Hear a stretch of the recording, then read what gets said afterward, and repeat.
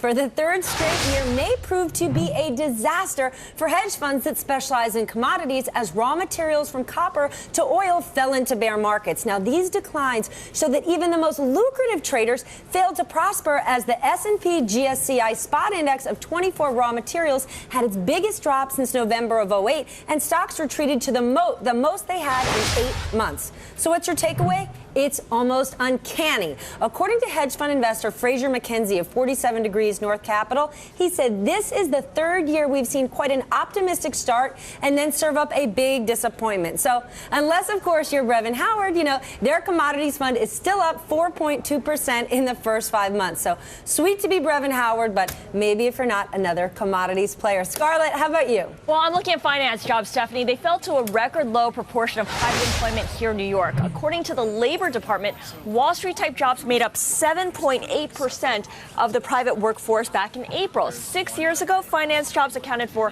1 out of 11 private jobs, and in 1990, it was 1 out of every 9. Banks began slashing jobs during the financial crisis, and they haven't really stopped. The takeaway? Leverage to the finance sector paid off big for New York City in the glory days. Now that banks are seen as the new utilities, it's no wonder the city is trying to diversify and attract science and technology investment. Eric, what about you?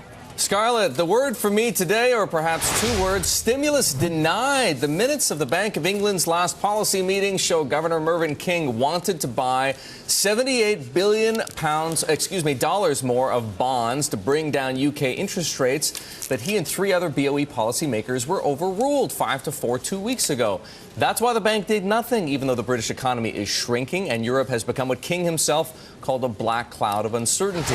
The takeaway here, don't be surprised if other central bankers choose to keep their powder dry, maybe as soon as this afternoon when the Fed announces its policy decision. True, growth is slowing, unemployment is stubbornly high. True, the European crisis poses huge risks to the U.S. and world economies. But if the BOE, already fighting a recession in England, isn't ready to pull the trigger yet, should the Fed be? That is the question.